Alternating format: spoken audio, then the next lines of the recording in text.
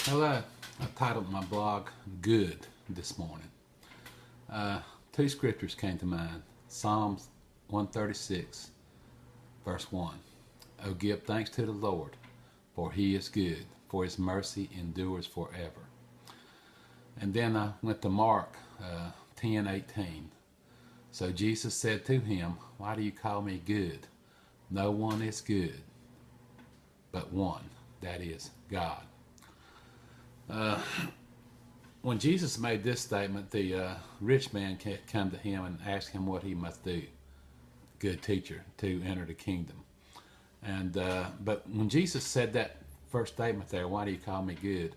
He was not saying that he was not God. He was God in the flesh, you know. There's no doubt about that. But at that time, when he was walking around teaching and everything, nobody knew that.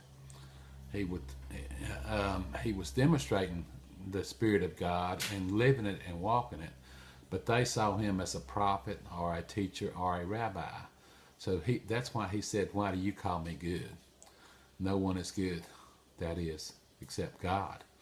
And that is so true. But you know, the word good in our hyped up world that we live in today is not even good enough. We got to say fantastic, super, great, or whatever. And God is all of those things. But he simply said, no one is good except for God. And what that means is there's nothing good in us except God. The God that's in us, the Spirit of God that's in us is what's good that's in us. There's nothing good in our flesh. It says that in the word somewhere too, that there's nothing good in us. Remember in Isaiah it said our best works are filthy rags. That's our works, or the Adamic works. And I thought about how only God in us is good. Only the Christ that's in us is good. And the Adamic nature. We are born into sin. We're born into a sinful world, and and as we come into contact with our peers, the sin, you know, that's in every human being just comes in. Even little babies. When you see little 2-year-old babies, kids, playing together and they'll fight over a toy or something, well, that's that sinful nature that's in even a baby at that time. And I feel like it just grows and grows as a kid grows up. More and more sin, it's sad but it's true, more and more sin comes into their being, into their nature as we deal with other kids. And it's just, that's the way that sin develops and grows in us. But at some point, hopefully in our life, we become desperate for God. We realize the helplessness of our situation, and we cry out for God and seek God. That's the way it was in my life. And we have to be reborn, as Jesus says. But once we're reborn, that nature of God, we have a seed in us. And we can water that seed and grow that seed by the washing of the water of the Word, by getting into the Word and reading the Word.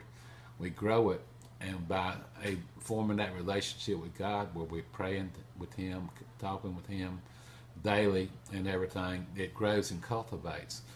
Or we can just let the seed lay there, you know, and not never water it. As Jesus said, it can be on stony ground where it does not take root and does not grow inside of us. So although it's everything is up upon God, it's dependent on God for even our very next breath, we have our free will, and we can always choose to follow God or not to follow God. That's always in us. I just want us to realize that the only thing that's good in us is God. We can go to school, go to college, become great minds and everything, but without the Spirit of God leading us and really teaching us, and without that love of God that's the key to everything in us, what good is it? What good is it if we capture the whole world, as he says, and lose our souls? So I just want you to know how important it is to realize that only God is good. Only Him in us is good. The only thing that's good in any of us is the Christ that's within us. And this can be a little seed and die, or never grow, or it can be cultivated into where we can eventually, I truly believe, get to the place that Paul said, Galatians 2:20, where I live, yet not I, but Christ lives. So that should be the goal of every Christian. To, and it's personal.